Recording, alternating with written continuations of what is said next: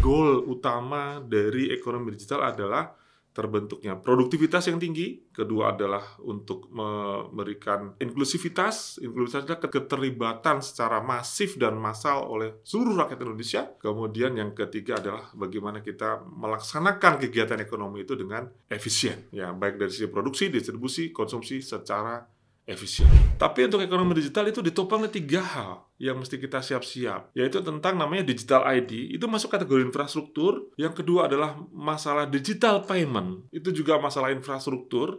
Yang ketiga adalah masalah data exchange. Ini adalah infrastruktur, 3 ini. Orang lupa ya, karena larinya yang namanya infrastruktur akan lari ke data center dan internet. Tapi 3 ini sebetulnya adalah yang namanya digital public infrastruktur.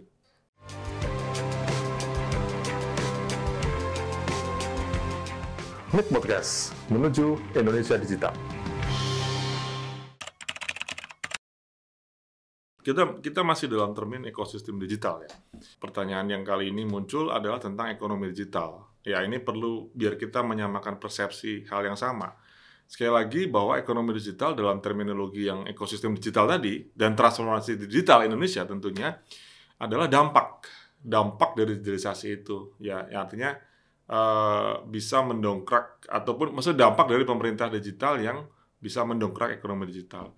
Apa sih yang namanya ekonomi digital? Apakah fintech itu atau apa? Sebetulnya kalau kita bicara ekonomi digital adalah segala bentuk aktivitas ekonomi yang memanfaatkan teknologi digital. Itu aja. Di situ orang akan berorientasi kepada transaksi. Ya, kalau kita bicara aktivitas ekonomi kan ada 3 ya. Ada aktivitas produksi, ada aktivitas distribusi, ada aktivitas konsumsi. Ya, 3 itu sebetulnya. Ya, kalau kita bicara paling gampang tentu ya orang mengenal tentang e-commerce, bagaimana orang berjualan. Itu kan aktivitas ekonomi yang paling gampang. Di mana aktivitas ekonomi itu membutuhkan transaksi. E-commerce yang kita kenal kan sekarang ada Gokar, Tokopedia, Bukalapak dan sebagainya. Itu adalah e-commerce yang ada gitu, atau mungkin platform gitu ya. Tapi yang kedua adalah fintech. Yang kedua juga akan sangat penting ya tentang itu. Di mana fintech itu adalah ada OVO, kemudian misalkan ada Dana, ada GoPay dan lain sebagainya, itu akan memberikan suatu greasing atau metode pembayaran istilahnya atau pelicin terhadap segala bentuk transaksi ekonomi yang terjadi. Ya, transaksi dalam perspektif ini tentu ya kita bisa bilang diproduksi, bagaimana teman-teman produksi nih, bagaimana kita memproduksi. Ya, banyak aspeknya kan sangat luas sekali loh. Produksi, bagaimana kita bisa menciptakan pertanian dengan smart farming. Ya kan, produksi itu kan orientasinya kepada bagaimana kita memproduksi beras, memproduksi pertanian dengan cerdas, yaitu dengan smart farming tadi, dengan pemanfaatan digital. Itu juga bagian dari ekonomi. Jangan lupa, ekonomi bukan cuma sekedar jualan, tapi ada produksinya. Bagaimana kita melakukan proses distribusi? Ya, jadi bagaimana kita membangun smart farming tadi contohnya di produksi pertanian dengan menggunakan teknologi digital, menggunakan IoT, pengukuran kelembapan, kapan bagusnya nanam jagung, kapan bagusnya, luar biasa sekali gitu ya. Kemudian di aspek distribusi, bagaimana kita melakukan proses distribusi pengiriman barang, by order dan sebagainya. Yang paling banyak dirasa oleh orang tentu di aspek kegiatan konsumsi, yaitu konsumsi itu kita beli kan, kita bertransaksi, kita membeli gitu ya. Ya, apakah belinya menggunakan keuangan digital segala macam melalui e-commerce bisa jadi. Nah, itu juga bisa. Tapi yang penting ekonomi digital, bagaimana kegiatan ekonomi itu, aktivitas ekonomi baik itu produksi, distribusi dan konsumsi, satu, menjadi lebih produktif, lebih inklusif, pelibatan kepada seluruh masyarakat. Jangan sampai yang ekonomi itu hanya masyarakat perkotaan aja, yang pedesaan nggak bisa berekonomi, yang ujung sana, karena ada aspek jalan dan sebagainya dan segala macam. Terus yang ketiga adalah aspek efisiensi. Jadi goal utama dari ekonomi digital adalah terbentuknya produktivitas yang tinggi terhadap apapun yang kita produksi, UMKM ataupun yang kita produksi saat ini. Kedua adalah untuk memberikan inklusivitas. Inklusivitas adalah keterlibatan secara masif dan massal oleh seluruh rakyat Indonesia. Kemudian yang ketiga adalah bagaimana kita melaksanakan kegiatan ekonomi itu dengan efisien. Ya, baik dari sisi produksi, distribusi, konsumsi secara efisien.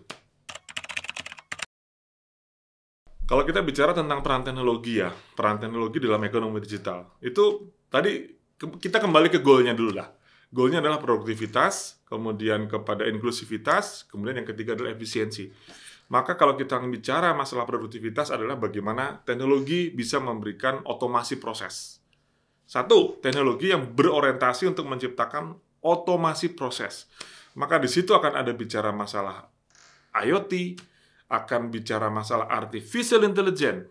Di situ bagaimana mengotomasi proses. Ya, jadi jangan terlalu bertele-tele, prosesnya panjang dan sebagainya.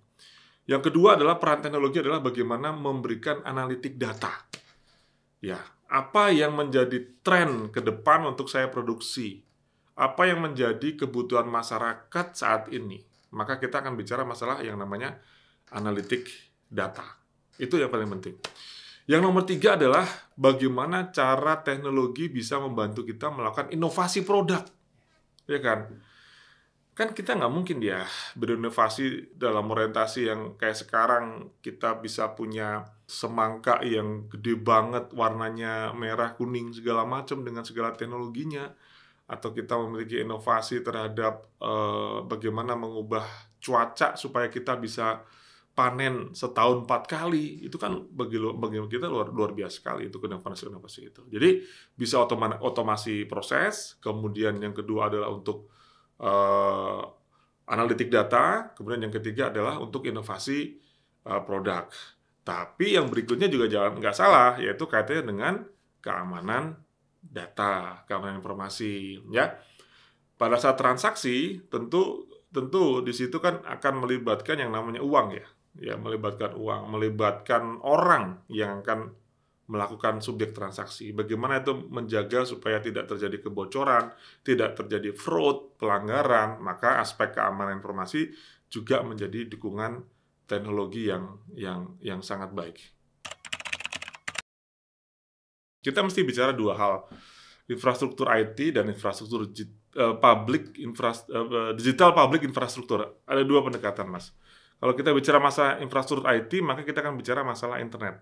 Ya, masalah internet. Jadi seberapa coverage internet kita sampai ke ujung pelosok sehingga itu bisa dinikmati oleh seluruh masyarakat Indonesia. Ya, tentu sampai saat ini kan kita sedang berusaha untuk menjangkau 3T tadi, terpencil terluar gitu ya, dari Indonesia supaya bisa mengakses internet. Yang kedua adalah yang paling penting, ini menjadi fondasi adalah tentang digital public infrastruktur yang mungkin banyak orang nggak ngerti. Karena kalau kita bicara infrastruktur, orang langsung akan berpikir pada internet. Udah, itu aja. Tapi untuk ekonomi digital itu ditopang oleh 3 hal yang mesti kita siap-siap. Yaitu tentang namanya digital ID, itu masuk kategori infrastruktur. Yang kedua adalah masalah digital payment, itu juga masalah infrastruktur. Yang ketiga adalah masalah data exchange. Ini luar biasa sekali. Ini adalah infrastruktur 3 ini. Orang lupa ya. Karena larinya yang namanya infrastruktur akan lari ke data center dan internet. Tapi 3 ini sebetulnya adalah yang namanya digital public infrastruktur. Apalagi kita juga mesti berhati-hati tentang isu kalau di PDP itu ada istilahnya transfer data luar negeri. Transfer data luar negeri. Mungkin kita di banyak perusahaan ada yang menggunakan salah satu vendor untuk bisa pembayaran melalui kredit card, pembayaran melalui itu.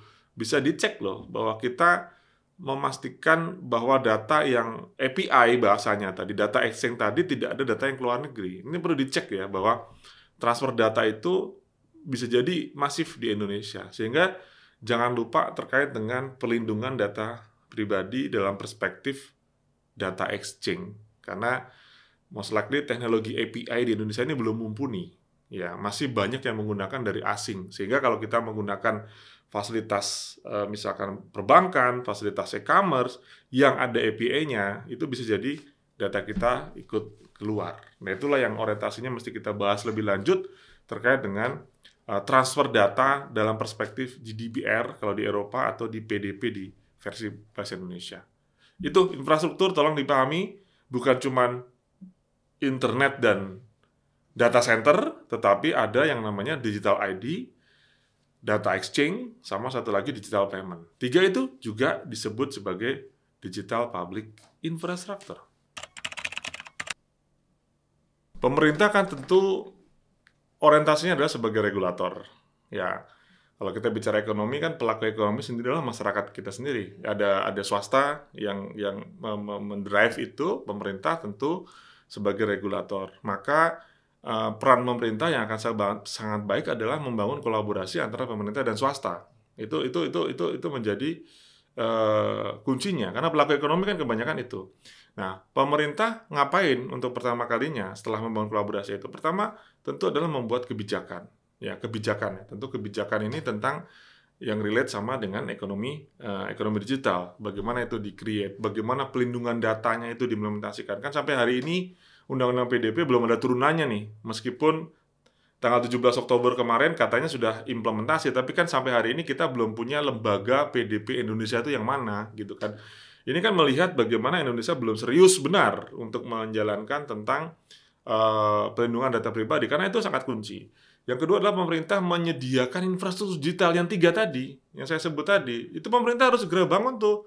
Ya, digital ID, data exchange, kemudian tentang digital payment. Itu kan tidak gampang juga untuk melaksanakan implementasi hal tersebut. Di samping juga penyeragaman terhadap ketersediaan internet sebagai infrastruktur dasar kita menyebutkannya. Jadi peran pemerintah jelas menjalin kolaborasi ya, menunjukkan investasi. Dan jangan lupa masalah pajak. Berapa triliun loh transaksi di e-commerce kita? Pajaknya gimana? Ya selama ini kita kena pajak kan di situ. Nah ini kan butuh transparansi kan, yang kita bisa ketahui. Kalau kita jual beli di dunia nyata kan ada pajaknya. Bagaimana transaksi di dunia online ini bisa mendapatkan kesetaraan terhadap nilai-nilai transaksi sesuai peraturan pemerintah di perpajakan. Jadi saya pikir fungsi pemerintah menjalin kolaborasi dengan swasta khususnya, dan juga BUMN pastinya, tetapi di peran pemerintah lebih sebagai regulator untuk menciptakan kebijakan yang fair buat masyarakat dalam beraktivitas ekonomi di digital, gitu ya, dan segera menciptakan infrastruktur digital yang saya sebut 3 tadi. Karena ekonomi digital ini nanti kita sudah terbiasa beraktivitas digital, gitu ya. Kita kan tujuannya aktivitas, ya paling gampang di masyarakat adalah bagaimana kita beraktivitas ekonomi secara digital. Gitu kan. Tentu kan sikap, perilaku, etika, attitude-nya tentu berbeda ya. Pada saat kita masalah mental kembali nih, kalau kita bertransaksi sama penjual yang berhadapan-hadapan kan kelihatan ya. Nah ini kan kita nggak pernah kelihatan siapa yang jual, siapa yang beli. Mentalitas itu juga harus dilakukan. Kemudian peningkatan skill ya, orang-orang untuk mempersiapkan diri untuk bisa beraktivitas digital. Ya, skill-skill ini misalkan daripada UMKM untuk bisa semua memiliki ruang untuk berjualan secara digital, kemudian bisa bertransaksi secara digital. Itu kan butuh edukasi dan literasi yang sangat baik gitu ya. Jadi masyarakat tentunya harus mulai bersiap pada saat ekonomi digital ini menjadi satu prioritas nasional untuk dikembangkan dan diwujudkan segera. Jangan lupa nanti juga diikuti dengan masyarakat digital yang sangat baik.